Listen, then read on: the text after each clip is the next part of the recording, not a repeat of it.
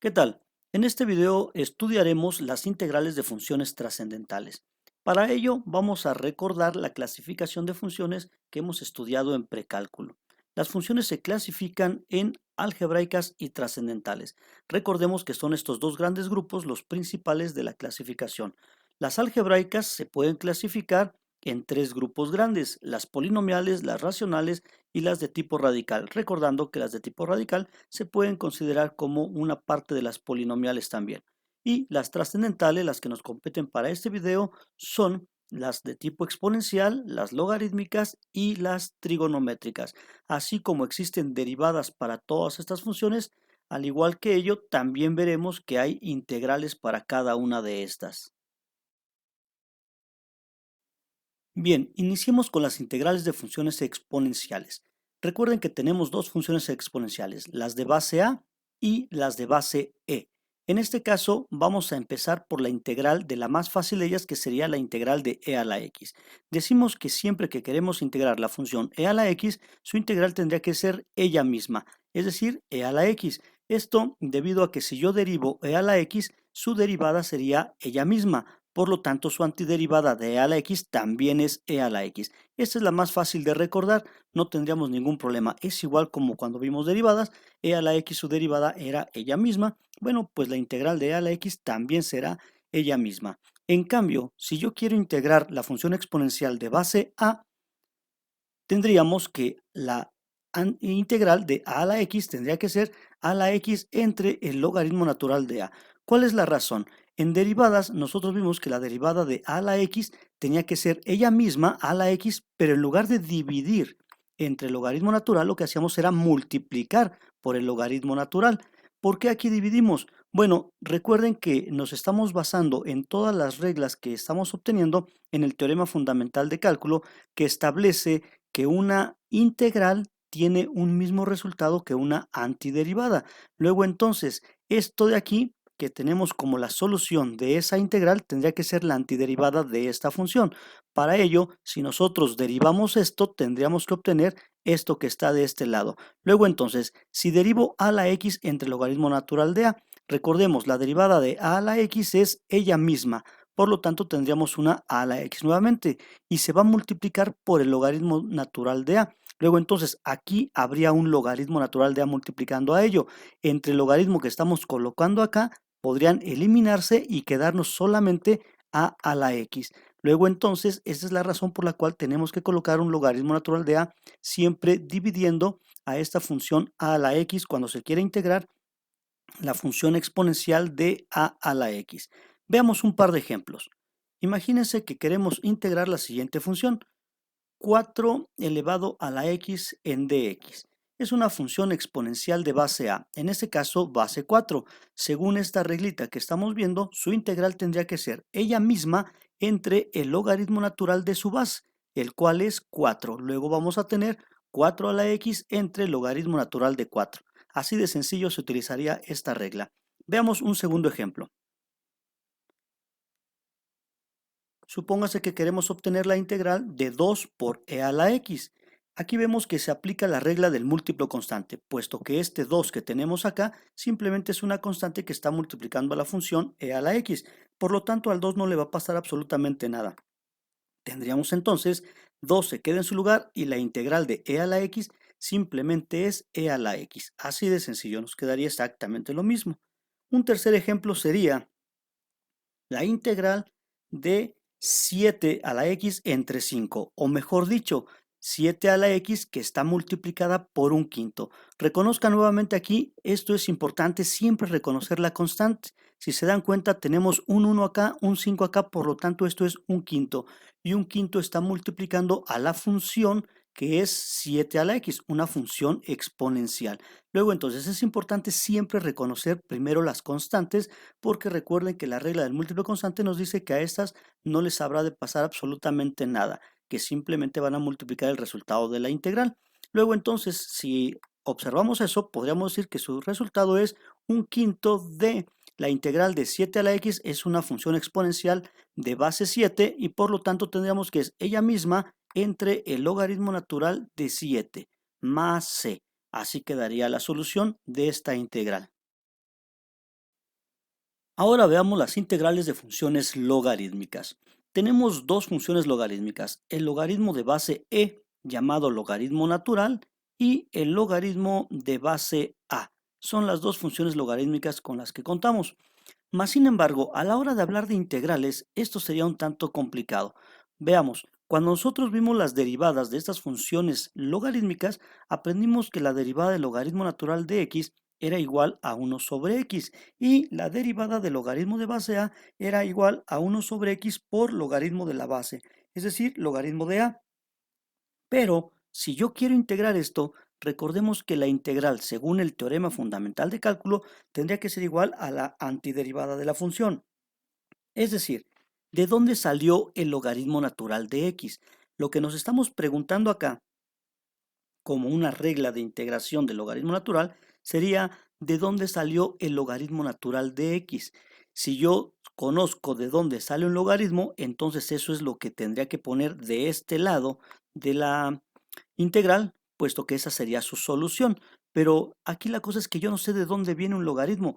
Yo sé que un logaritmo arroja 1 sobre x, mas sin embargo no sé de dónde viene un logaritmo, es decir, de dónde al derivarse podría obtener logaritmo natural de x. Lo mismo ocurriría con logaritmo base a. Es decir, las funciones logarítmicas, tanto logaritmo natural como logaritmo de base a, no son reglas elementales. Entiéndase por reglas elementales todas aquellas funciones que de alguna manera conocemos su derivada, entonces automáticamente conoceríamos su antiderivada. Es decir, aquí nosotros la función que podríamos conocer que proviene de un logaritmo sería esta. Si yo tengo la integral de 1 sobre x en dx, ahí sí sé la respuesta. Yo sé que 1 sobre x proviene precisamente del logaritmo natural de x. Luego entonces la integral de 1 sobre x tendría que ser el logaritmo natural de x, puesto que si yo derivo logaritmo natural, obtenemos esto que está acá. Mas, sin embargo, cuando yo intento calcular la integral del logaritmo natural de x, no sabría de dónde proviene. Repito, no es una integral o una regla de integración elemental, sino más bien para poder integrar esto necesitamos otras reglas que veremos más adelante. Por ahora yo les puedo indicar lo siguiente: la integral del logaritmo natural siempre nos va a dar esta expresión que está aquí, x por la diferencia del logaritmo de x menos 1, y si intentamos integrar el logaritmo en base a sería algo similar, nada más que x está dividido entre el logaritmo natural de su base. Esto lo vamos a aprender más adelante cuando podamos ver algunos métodos para poder resolver integrales, como es el método de integración por partes. Por ahora, simple y sencillamente nos quedamos con esto. La integral de 1 sobre x es logaritmo natural de x. Es lo único que podríamos saber respecto a logaritmos. Y luego entonces ustedes podrán decir, bueno, pero esa es una función exponencial, una función, perdón, algebraica de base x y de potencia menos 1. Es decir, esta función le podríamos aplicar la regla de potencia que dice que x a la n es igual a n más 1 entre n más 1. Simple y sencillamente tendríamos que considerar como la potencia x menos 1. Pero ojo, esa regla de potencia te va a servir para cualquier potencia excepto la potencia menos 1. Si tú lo que tienes es x menos 1 o bien el recíproco de x, que es lo que tenemos aquí precisamente, no puedes aplicar la regla de potencia. Si le aplicas la regla de potencia a eso, lo que vas a encontrar simplemente sería que se te indetermine la expresión, debido a que la regla de potencia sirve para cualquier potencia excepto eso. Es decir, si tú lo que tienes es 1 sobre x, ¿de dónde salió 1 sobre x? Créanme que no salió de una potencia, sino más bien salió de un logaritmo. Esto lo sabemos bien porque al derivar logaritmo nos da 1 sobre x. Luego entonces es importante recordar esta expresión de acá. Siempre que tengas 1 sobre x o simplemente el recíproco de x, lo que tenemos que aplicar es el logaritmo natural.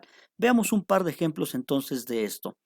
Supóngase que queremos integrar la siguiente función: 4 entre x en dx. Primero vamos a ver quién es la constante. ¿Hay una constante? Sí, la constante es el 4.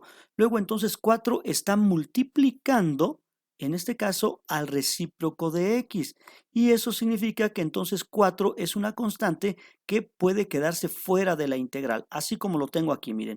4 se queda fuera y solamente vamos a integrar la función. Y aquí notamos claramente que la función es el recíproco de x. Por lo tanto, 4 sobre x es lo mismo que decir 4 por 1 sobre x.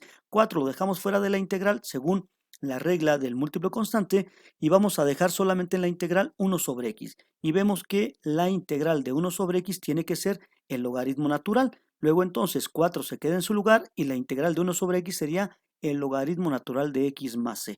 Esta sería la solución para este ejercicio. Veamos un segundo ejemplo. Supóngase que queremos integrar 3 entre 7x. Aquí nuevamente la recomendación siempre será antes de integrar cualquier cosa, primero observa perfectamente qué quieres integrar. Observamos aquí quiénes son las constantes. Perfecto, la constante es 3 y 7, o sea, 3 séptimos son una constante. Un error muy frecuente es pensar que este 7 le pertenece a esta x, y no es así. Son 3 séptimos que están multiplicando nuevamente, igual que en el ejemplo anterior, a el recíproco de x. Luego entonces podríamos considerarla de esta manera. 3 séptimos se queda fuera y adentro de la integral únicamente dejamos el recíproco de x. Entonces, simple y sencillamente podemos aplicar nuevamente esta reglita que nos dice que la integral de 1 sobre x siempre habrá de ser un logaritmo natural. Integrando tendríamos lo siguiente, 3 séptimos se queda en su lugar y la integral de 1 sobre x es el logaritmo natural de x más c. Así quedaría aplicada esta regla. Por último, veamos las integrales de funciones trigonométricas. Al igual que en las logarítmicas, aquí tenemos los casos de que yo no puedo tener como una integral elemental a todas las funciones trigonométricas como tal, es decir, seno, coseno, tangente, secante, cosecante y cotangente, debido a que las únicas integrales que yo puedo resolver son aquellas que conozca como sus derivadas. Ejemplo, la derivada de la tangente es la secante cuadrada. Por lo tanto, yo sí puedo saber en estos momentos que si integro una secante cuadrada, tendría que darme entonces una tangente de x. Esto porque esta es su antiderivada de esta función. Luego entonces, si yo derivo tangente, demuestro que efectivamente es secante cuadrada. Es decir, solamente podemos considerar como integrales de funciones trigonométricas o reglas elementales de trigonométricas simplemente aquellas que conocemos su derivada. Haz de cuenta que el formulario que vamos a usar como un formulario elemental de integración es el mismo formulario de derivadas, pero le damos vuelta, lo pones de cabeza. Si tú pones tu formulario de derivadas de cabeza, entonces se convierte en un formulario básico también, pero en este caso de integrales. Ahora, lo que antes era la pregunta, ahora será la respuesta, y lo que antes era la respuesta, ahora es la pregunta. Entonces, así de sencillo. Por lo tanto, las únicas integrales de funciones trigonométricas que voy a tener son las que tengo aquí. Seno, coseno, secante cuadrada, cosecante cuadrada, secante por tangente y cosecante por tangente. Todas estas son las derivadas de las funciones que yo sé, por lo tanto, podría saber su integral automáticamente.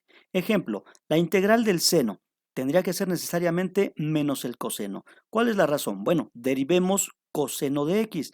La derivada de coseno nos da menos seno. Por el menos que estoy agregando acá, nos daría más seno y de esa manera podríamos tener ya este resultado sin problema. Lo mismo hacemos con coseno. ¿Cuál sería la integral de coseno? Bueno, sabemos que el coseno sale de derivar seno, por lo tanto, seno tendría que ser la integral del coseno, de tal forma que si yo derivo seno, tendríamos coseno. Secante cuadrada es la que mencionábamos. Sabemos que secante cuadrada salió de tangente, por lo tanto, la integral de secante cuadrada tiene que ser tangente de x, dado que si yo derivo tangente obtenemos secante cuadrada. Cosecante cuadrada. ¿De dónde salió una cosecante cuadrada? ¿Lo recuerdan? Exactamente, de una cotangente. Si tú derivas la cotangente, obtendrías la cosecante cuadrada. Por lo tanto, la integral de la cosecante cuadrada tendría que ser ella. Y vean nuevamente que hemos puesto el negativo. ¿Cuál es la razón? Porque la derivada de cotangente también nos da menos cosecante cuadrada. Pero para que nos quede positiva, así como la tenemos aquí dentro de la integral, agregamos un negativo de este lado y de esa manera se multiplicarían, quedando ya todo positivo. Luego tenemos secante por tangente. ¿Recuerdan de dónde sale secante por tangente? Efectivamente, de derivar una secante. La derivada de secante es secante por tangente. Por lo tanto, la integral de secante por tangente tendría que ser la secante. Y por último, la otra que también sabíamos es la de cosecante por cotangente. ¿De dónde sale? de derivar una cosecante. Pero al igual que las demás, el signo es negativo. Recuerden que todas las de prefijo co, cuando nosotros derivábamos, nos arrojaba un negativo. El coseno nos daba un menos seno, la cotangente nos daba una menos cosecante cuadrada, y en este caso la cosecante también nos daba una menos cosecante por cotangente. Para que nos quede positivo acá, simplemente agregamos este negativo, y cuando yo derive esto, habrá de multiplicarse su negativo con el negativo de la derivada, y así nos quedaría positivo como está de este lado. Bueno, pues simple y sencillamente estas serían las reglas elementales trigonométricas que podríamos tener. Si nosotros queremos saber cuál es la integral de la tangente, cuál es la integral de una secante sola y así, bueno, simple y sencillamente tendríamos que conocer un par de métodos para integrar que veremos en videos más adelante. Por ahora solo podríamos trabajar como reglas elementales con estas que están aquí. Lo contrario a las derivadas, son las únicas que podríamos considerar. Veamos un ejemplo de estas. Supóngase que queremos integrar 2 secante cuadrada de x más 5 por el coseno de x entre 4 menos la cosecante por la cotangente de x entre 6 en dx. ¿Cómo lo haríamos? Bueno, simple y sencillamente vamos a empezar con la primera. 2 es una constante, se va a quedar en su lugar. Recuerden aquí la propiedad del múltiplo constante, 2 en su lugar, y solo voy a integrar la secante cuadrada. Observamos de este lado que la secante cuadrada, prácticamente su integral de ella sería una tangente de x. Por lo tanto, tendría que quedarnos 2 veces la tangente de x.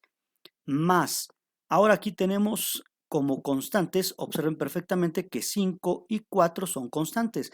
En lugar de decir que tenemos 5 coseno de x entre 4, podríamos considerarlo como 5 cuartos que están multiplicando al coseno de x.